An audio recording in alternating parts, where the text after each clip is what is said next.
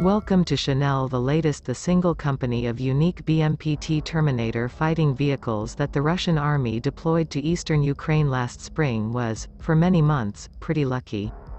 That luck ran out in recent days. The Ukrainians on or around Thursday bagged their first BMP-T in the woods near Kreminna, 10 miles north of Lysychansk in eastern Ukraine's Donbass region. Ukrainian artillery scored a direct hit on a BMP-T sitting idle on a forest road. It's unclear whether the BMP-T was operational at the time. It's possible it got damaged, or broke down, before the Ukrainian gunners dialed in. In any event, the Russian army just wrote off a tenth of its Terminators, and it's about to get a lot worse for the surviving BMP-T crews. Ukraine's Challenger 2 tanks are on their way. Arms maker Urovanzavod manufactured only 10 or so BMP-Ts for the Russian army. The 5-person Terminator is a unique kind of vehicle. It's not a tank with a large-caliber main gun. It's not an infantry fighting vehicle with a compartment for a squad of soldiers. No, the BMP-T is something in between, a tank support vehicle. The 48-ton BMP-T boasts a turret with twin 30mm cannons and a quad launcher for anti-tank missiles.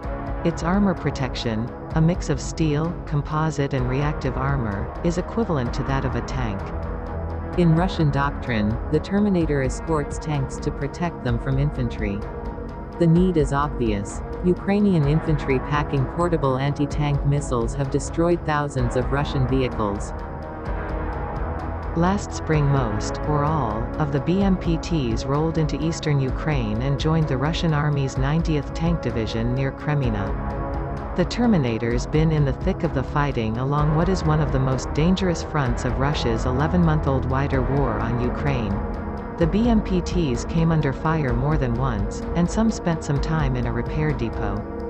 There's no repairing the BMP-T that ate an artillery shell this week. The fireball resulting from the hit indicates its ammunition cooked off. Losing even one of the BMP-Ts is pretty embarrassing to the Russians. The vehicles are media darlings, and proof that, under the right conditions, Russian industry still can produce cutting-edge armor. In fact, the Russian army has concentrated most of its best armor along the Kreminna sector, not just its BMP-Ts, but also its few new T-90 tanks. The Ukrainian army is acutely aware of this. It has deployed 2 of its most capable brigades, the 25th and 80th Air Mobile Brigades, to the same sector, and now is training those brigades to use the first 14 new Challenger 2 tanks that the United Kingdom has pledged to Ukraine.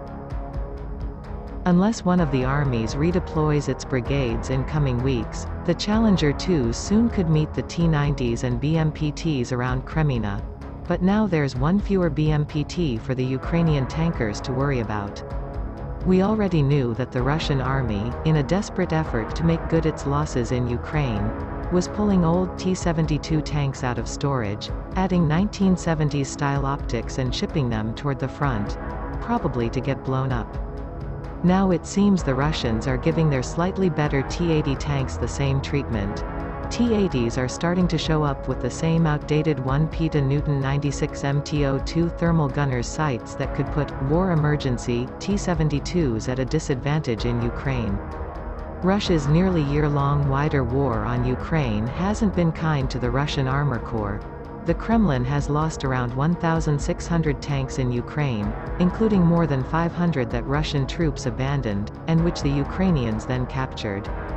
That's 3 times as many tanks as the Ukrainian army has lost. While it's true that Russia has in storage some 10,000 old tanks, T-62s, T-72s and T-80s, many have been sitting outside, exposed to the elements and looters, for decades.